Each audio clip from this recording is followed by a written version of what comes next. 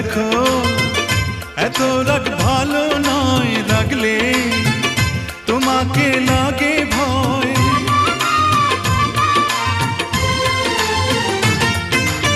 আমি কাছে আর আসবো না, তোমায় ভালো আর বাসবো না।